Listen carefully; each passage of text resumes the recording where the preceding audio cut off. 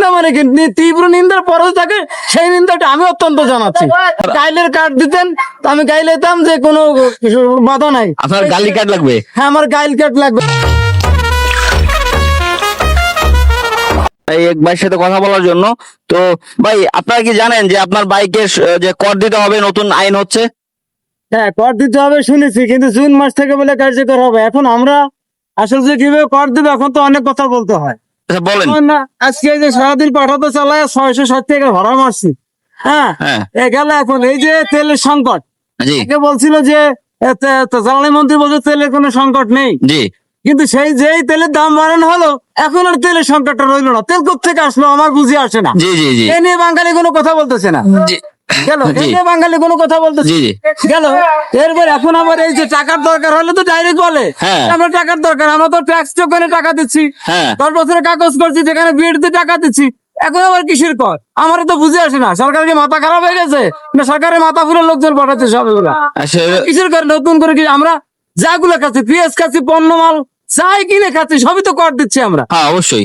তাহলে আমরা এখন আমরা কিসের নতুন করে করতাম? আমরা ট্যাক্স টোকেনে গাড়ি নাম্বার করছি, ট্যাক্স টোকেনে টাকা দেয় না, বিএটিতে অবশ্যই। লাইসেন্স করে 1000 টাকা দেয় নাই। জি জি সবই তো ট্যাক্সের উপর আছে। আমরা ভাড়া মারি সাধারণত কয় টাকার? এই যে আপনি সারাদিন ভাড়া মারি 8,000 টাকা ভাড়া মারতে পারি না, জি। বউ পোলা মানে খাইতে পারি না। আমরা কিভাবে চলবো? আসলে কিভাবে চলবো? এখন এই জিনিসটা কার্যকর হয় এর আমরা নাই। একদম সরকার একটা মানে কি বলবো, এরা আর এদের আসলে মাথায় কি আসতেছে আমি জানি না। আমার বোধগম্য জানা নাই এরা কেন করতেছে এগুলা।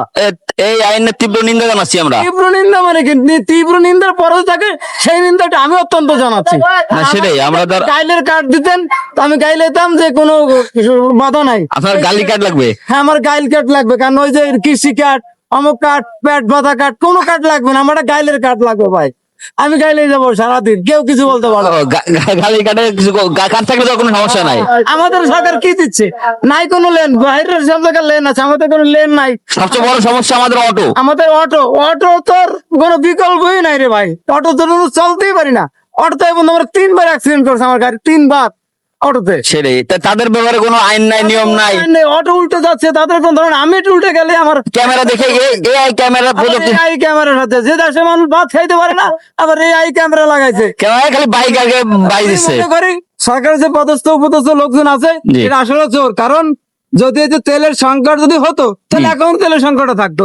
দাম বাড়ানোর পর তেলের দামটা কমলো, কারণ কি তেল অ্যাভেলেবল হয়ে গেলে আমার জানা নাই। তাহলে আবার কর মানুষ বাঁচবে কি? মানুষ এমনি দুর্ভিক্ষের ভিতরে আছে, অবশ্যই গোপন দুর্ভিক্ষের ভিতরে আছে, মানুষ কথা বলতে পারতেছে না ভাই। আমার সর্বোপরি সরকার যে আইন পদক্ষেপ নেয় তাহলে এই সরকার বেতন হয়তো বা টিকতে পারবে না। কারণ সবার মাঠে নামা উচিত অন্তত বাইকারদের। মানে কি নামে গেছি অলরেডি। যেমন শেখ হাসিনা ভারত গেছে, উনি ভারত যেতে পারবেন, উনি যাবে চিটাগাং, চট্টগ্রাম ওনার শ্বশুর বাড়ি যেতে পারবে। কিন্তু যেদিক যাবে যাক, কিন্তু আমরা এই এতটা জুলুম আমরা সহ্য হচ্ছে না। কারণ তেলে আমাদের লিটার বাড়লো 20 টাকা। 20 টাকা এটা কম করে বাড়তো। এবার পুলিশ তো মরে আছে, খামা মামলাতে ধরা কাগজ তো ওকে থাকলো ভাই। তুই তারপর আবার মামলা নতুন করে এআই প্রযুক্তি এই দিছে, ঠিক আছে আমি মানছি, ভালো কথা। না, এটা আমার যুক্তিসম্মত, কারণ সিগনালে সবাই থাকবে এবং মানবে, এটাই আমি চাই। ওটা তো পারে না।